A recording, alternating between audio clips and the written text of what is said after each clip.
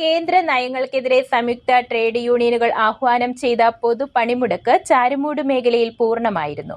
പണിമുടക്കിന്റെ ഭാഗമായി ഇടതുപക്ഷ യൂണിയനുകളും INTUC നേതൃത്വത്തിലുള്ള UDTF-ഉം വെവ്വേറെയാണ് ചാരുമൂട്ടിൽ പ്രകടനവും യോഗവും നടത്തിയത്. CITU, AITUC യൂണിയനുകൾ സംയുക്തമായി നടത്തിയ പ്രകടനവും യോഗവും CPM കേന്ദ്ര കമ്മിറ്റി അംഗം CS സുജാത ഉദ്ഘാടനം ചെയ്തു. അപ്പോൾ തൊഴിലാളികളെ സംബന്ധിച്ച് വലിയ തോതിലുള്ള അനീതിയാണ് ഇന്നത്തെ ഇന്ത്യൻ ഭരണകൂടം അവരോട് കാണിക്കുന്നത്. പുതിയ അമേരിക്കയുമായിട്ടുള്ള കരാറ് അത് നമ്മുടെ കാർഷിക മേഖലയൊക്കെ പൂർണ്ണമായി തകർക്കാൻ പോവുകയാണ്. കാരണം എല്ലാ സാധനങ്ങളും നമ്മുടെ മാർക്കറ്റിലേക്ക് വരും.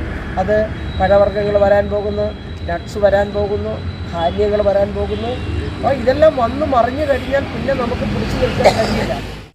AITUC ജില്ലാ കമ്മിറ്റി അംഗം P. സുരേന്ദ്രൻ അധ്യക്ഷത വഹിച്ചു.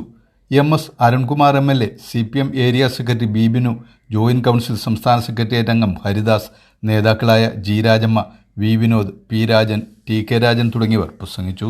പൊതുപണിമുടക്കിന്റെ ഭാഗമായി INTUC നേതൃത്വത്തിലുള്ള UDTF-ന്റെ നേതൃത്വത്തിൽ ചാരുമൂട് ടൗണിൽ പ്രകടനവും യോഗവും നടത്തി. പോസ്റ്റ് ഓഫീസിന് മുന്നിൽ നടന്ന യോഗം KPCC നിർവാഹക സമിതി അംഗം അഡ്വക്കേറ്റ് കോശിയം കോശി ഉദ്ഘാടനം ചെയ്തു.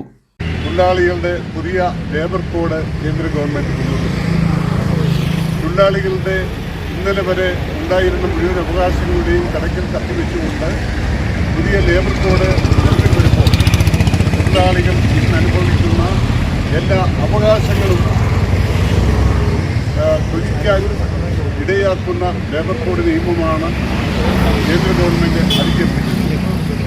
INTUC regional president Anil Gayathri Madom അധ്യക്ഷനായിരുന്നു.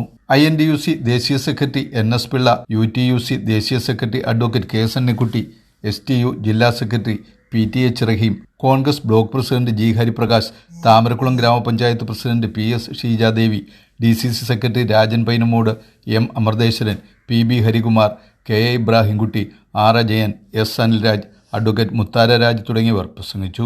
UDTF പ്രകടനം കടന്നുവരുമ്പോൾ തുറന്നിരുന്ന SBI ഫെഡറൽ ബാങ്ക് ശാഖകൾ പ്രവർത്തകർ അടപ്പിച്ചു. മേഖലയിൽ മറ്റ് അനിഷ്ട സംഭവങ്ങളൊന്നും റിപ്പോർട്ട് ചെയ്തിട്ടില്ല. News bureau, Charummood.